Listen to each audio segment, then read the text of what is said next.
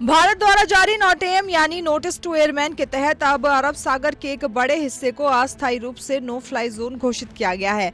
इसका मतलब ये है कि इस तय क्षेत्र में किसी भी नागरिक या वाणिज्यिक विमान को उड़ान भरने की अनुमति नहीं होगी और ये प्रतिबंध खास तौर पर सैन्य गतिविधियों के दौरान सुरक्षा सुनिश्चित करने के लिए लगाया गया है। जानकारी के मुताबिक ये जोन पाकिस्तान के समुद्री इलाके के काफी करीब स्थित है, जिससे ये संकेत मिलता है कि भारत इस क्षेत्र में बड़े स्तर पर नौसेना या वायुसेना से जुड़ा कोई अहम ऑपरेशन या अभ्यास कर सकता है। पहले भी भारत कई बार नोटेम जारी कर ऐसे क्षेत्रों को सुरक्षित करता रहा है जहाँ मिसाइल परीक्षण या सैन्य अभ्यास होने होते हैं।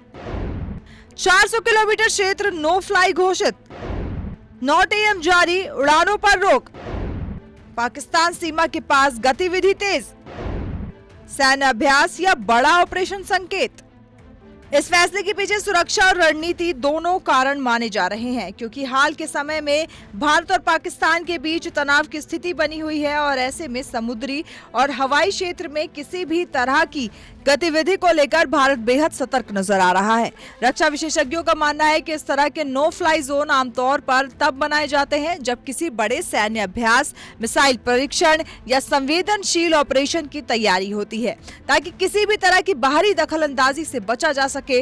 वहीं पाकिस्तान की तरफ से भी इस गतिविधि पर नजर रखी जा रही है, क्योंकि ये क्षेत्र उसके समुद्री इलाके के नजदीक पड़ता है। अगर हाल की घटनाक्रम को देखें तो भारत पहले भी बड़े सैन्य ऑपरेशन के दौरान इस तरह के कदम उठा चुका है। खासकर ऑपरेशन सिंदूर के दौरान जब भारतीय वायुसेना ने पाकिस्तान के अंदर सटीक हमले किए, उस दौरान भी हवाई और समुद्री क्षेत्रों में विशेष सुरक्षा व्यवस्था लागू की गई थी। यही वजह है कि इस बार भी इस नोटेम को उसी रणनीति के विस्तार के रूप में देखा जा रहा है। हालांकि आधिकारिक तौर पर इसे एक नियमित सैन्य गतिविधि बताया जा सकता है, लेकिन इसकी टाइमिंग और लोकेशन कई सवाल खड़े कर रही है। ऑपरेशन सिंदूर के बाद सतर्कता बढ़ी, अरब सागर में सेना की गतिविधि तेज, पाकिस्तान पर नजर, सुरक्षा कड़ी, हवाई क्षेत्र पूरी तरह नियंत्रित किया। इस पूरे घटनाक्रम का एक अंतर्राष्ट्रीय पहलू भी है, क्योंकि पश्चिम एशिया में तनाव और ईरान से जुड़ी गतिविधियों के चलते समुद्री मार्ग पहले से ही संवेदनशील बने हुए हैं। ऐसे में भारत अपने व्यापारिक और ऊर्जा मार्गों की सुरक्षा को लेकर कोई भी जोखिम नहीं लेना चाहता। अरब सागर भारत के लिए बेहद अहम है, क्योंकि यहीं से होकर देश का बड़ा हिस्सा तेल और गैस आयात होता है।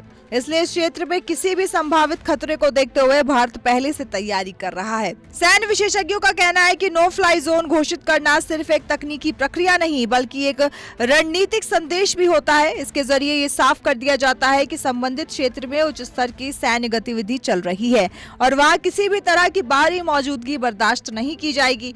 इससे न केवल दुश्मन देशों की चेतावनी सामने आती है, बल्कि अंतर्राष्ट्रीय स्तर पर भी ये संकेत जाता है कि भारत अपने सुरक्षा हितों को लेकर पूरी तरह सतर्क और सक्रिय है। कुल मिलाकर भारत का ये कदम एक बड़े सुरक्षा और रणनीतिक प्लान का हिस्सा माना जा रहा है, जिससे देश अपने सीमाओं और समुद्री क्षेत्रों की सुरक्षा को प्राथमिकता दे रहा है। आने वाले दिनों में ये साफ हो पाएगा कि ये सिर्फ एक सैन्य अभ्यास था या फिर किसी बड़े ऑपरेशन की तैयारी।